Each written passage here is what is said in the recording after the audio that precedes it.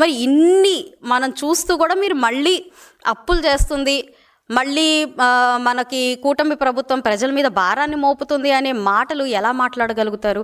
ఈరోజు కూటమి ప్రభుత్వం మీరు చేసిన అప్పులు అంటే ఈరోజు ఆ కాంట్రాక్టర్లకి ఆ బిల్లులు ఇవ్వకపోతే ముందుకు జరగలేని పరిస్థితుల్లో ఉన్న అత్యవసరమైన బిల్లుల కోసం దాదాపుగా 1,30,000 కోట్ల రూపాయలు ఆ బిల్లుల చెల్లింపుకి ఖర్చు పెట్టాల్సి వచ్చింది. అంటే మీరు చేసిన వదిలేసిన బకాయిలు తీర్చడం కోసం మాత్రమే 1,30,000 కోట్ల రూపాయలని ఈరోజు చెల్లించాల్సి వచ్చింది.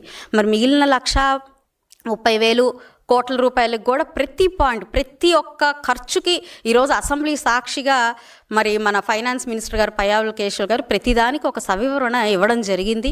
మరి బహుశా మీరు అసెంబ్లీకి వచ్చి ఉంటే అవన్నీ మీకు తెలుసుకునే అవకాశం ఉంటుంది. మనమేమో మీడియా ముందు కూర్చొని మీడియాతోనే ప్రశ్నిస్తాం, సమాధానం కూడా మనకి మీడియా నుంచి రావాలనుకుంటారో మరి మీరు సమాధానం ఎక్కడి నుంచి వింటారో తెలియదు. ప్రశ్నలు అయితే వేస్తున్నారు, మాకు సమాధానం కావాలని బల్లగుద్దు అడుగుతున్నారు, 4 మైకులు పెట్టి బాగానే ఉంది, మరి ఆన్సర్ ఎక్కడ వింటారో అని అది కూడా చెప్తే మేము అక్కడికే వచ్చి కూటమి ప్రభుత్వ నాయకులందరూ మా మినిస్టర్లందరూ కూడా ప్రతి ఒక్క డౌట్ మీరు రైజ్ చేస్తున్న ప్రతి ఒక్క డౌట్కి కానివ్వండి, ప్రతి ఒక్క అంశానికి కానివ్వండి, డైరెక్ట్గా మీరు ఎక్కడికి చెప్తే అక్కడికి వచ్చి మీకు సమాధానం చెప్పే ప్రయత్నం కూడా మేము చేస్తాం.